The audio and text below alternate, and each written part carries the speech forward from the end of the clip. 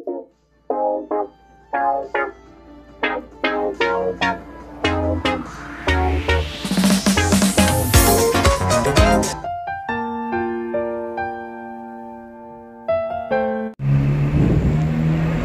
guys, di-up na naman natin. Welcome back to my YouTube channel. For today's video, nandito na naman tayo sa Hong Kong Park. Ito na naman tayo guys Pag di-up po natin, of course, enjoy po natin ang ating buhay bilang isang OFW sa buong 1 week na pagkukuskos. Ito na tayo ngayon. Ang ating buhay OFW ay mag-explore ng ating buhay dito sa abroad para sa pagbabalik natin sa Pilipinas ay naikot na natin ang bansang kung saan tayo naroroon. By the way, ayan guys, tingnan nyo, napakahaba yung pila dahil pupunta po sila sa The Peak na kung saan yung napakagandang lugar doon. Dahil ito ay kanilang first day of Chinese New Year. Yan yung bus na mag-tour.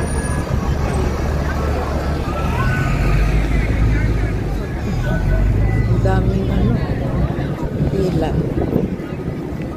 Pinipilahan nila yung dambuhalang Ferris wheel. Dito naman tayo ngayon guys. Dito lang kasi iba-iba yung mga palabas nila dito sa Hong Kong Park. Tignan mo, may ice cream o kahit malamig ng agawan. Kahit guys, pabalik-balik dito sa park, sa IA Park, Hong Kong kasi nga, iba-iba dito yung kanilang mga tawag nito party or something na mayroon po sila lagi ditong pinapalabas. So lagi akong bumabalik dito kasi nga malapit lang yung bahay ko dito, nilalakad ko lang. Kaya pagdating ng hapon at kung wala akong time, hindi na ako makapag-explore. Ang haba lang talaga pila ng ng Ferris wheel. Magandang panahon, magandang sumakay sa Ferris wheel. Ayan guys, dambuhala.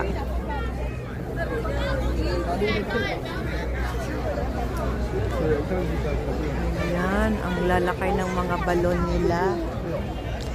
I mean, kanilang lantern. Alam mo guys, lagi ditong iba-ibang mga palabas. So, kahit palagi kang babalik dito, ay marami kang mapapanood na iba-ibang mga palabas dito sa park. Kasi malawak ito sobra. Actually, may carnival dito dun sa kabila. Pero, mahal kasi yung yung kanyang entrance. So, sayang kung wala ka man lang mahabang oras para i-google sa loob ng carnival. So, hanggang dito na lang muna tayo sa labas, guys. At tuwing Sabado, Linggo, guys, talaga napakahaba dito yung pila para sasakay po sila ng dyan sa dambuhalang Ferris wheel. Kasi mura lang, dati mahal yun to guys. To ngayon. Guys, dito sa Hong Kong, although mahirap man trabaho or malayo ka sa pamilya mo, pero mayroon po kaming oras para gumala, mag-relax. Hindi tulad dyan sa Pilipinas, parang tuloy-tuloy yung trabaho, parang walang kapahingaan, pero yung sahod bariya. Nakakalungkot. Parang feeling ko ay parang ang hirap. O kaya nasanay lang ako dito sa abroad. Since 21 years old pa lang ako ay nasa abroad na ako until now. So sa buhay tuwing magbakasyon kami sa Pilipinas, parang feeling ko napakahirap yung bansa natin. Bukod sa mahal ang bilihin, pero sahod ng ating mga kababayan nakakalungkot. Dahil barya lang. Tapos parang yung trabaho ay talagang tawag dun? Yung sub-sub sa trabaho na parang di ka makapag-relax. Di tulad dito, na after namin 1 week na pagkukuskus, pagsusubsob ng trabaho, subalit meron po kaming in 1 day sa pagpahinga, relax, to explore the beauty of Hong Kong. Char, of course, makakarating kami kung saan-saan. Mayroon pang malaking sahod. Hindi tulad dyan sa Pilipinas na sa mga kapatid ko nalulungkot ako sa mga sahod nila kasi ito nga kung paliit pero yung bilihin sobrang mahal. Kung maaga kami. Kasi kung ilang oras sayang dito ba? Kasi guys mahal yung entrance ng carnival. Carnival $180.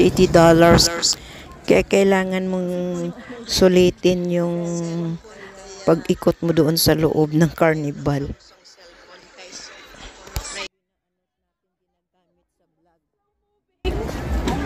Slow moving rides.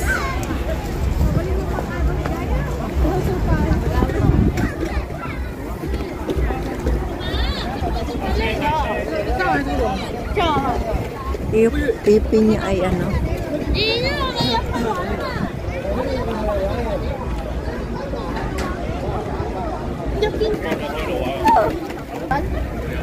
Grabe yung haba ng pila ng sasakay ng Ferris wheel.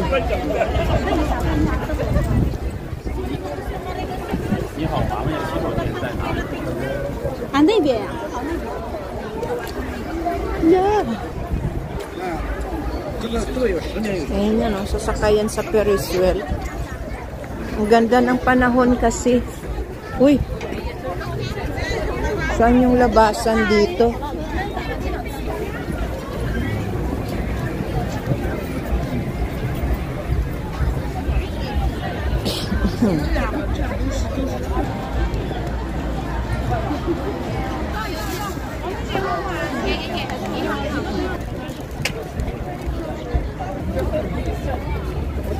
Daming tao. Dito guys, hindi yan maubusan ng maraming tao. Dahil ito yung napakalaking park, tapos may carnival pa. At yung dinadayo po nila yung Ferris wheel na dambuhalang Ferris wheel.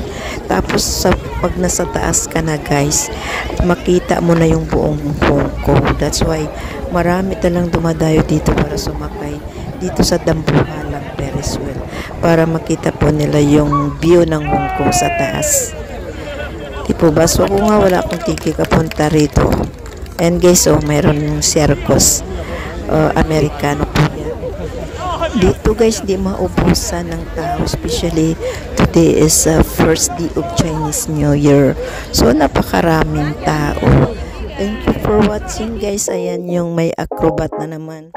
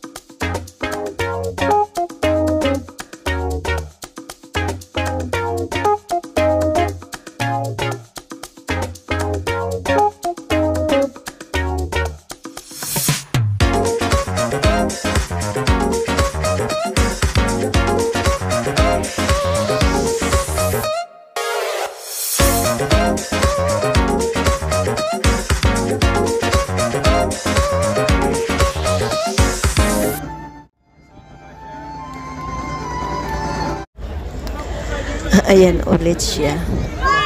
Kahit matanda na siya guys, magaling pa rin siyang mag-acrobat or circus ba to?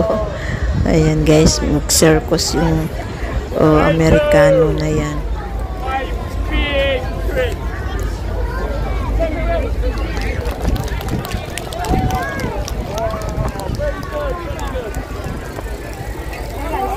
Big club.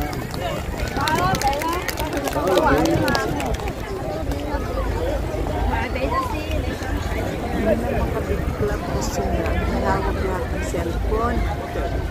Number 7! Number 7! Hey! Hey! Ah! Ah! Ah!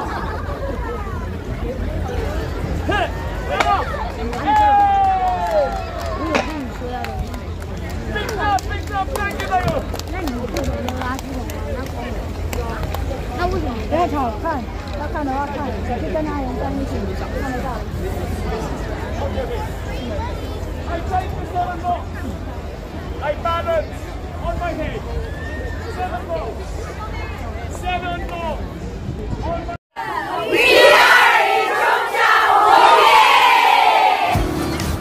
Thank you for watching, and this is our trip in Macau together my community in Hong Kong, and this is Boda in Hong Kong. Super gandang views and Whampoa, Hong Kong. Barkong dumaong sa lupa. Ito naman ang Cheung Chau Island. Dito lang yan sa Hong Kong, and dito naman ang amin first trip in China, Shenzhen, China mainland. Thank you for watching. Bye.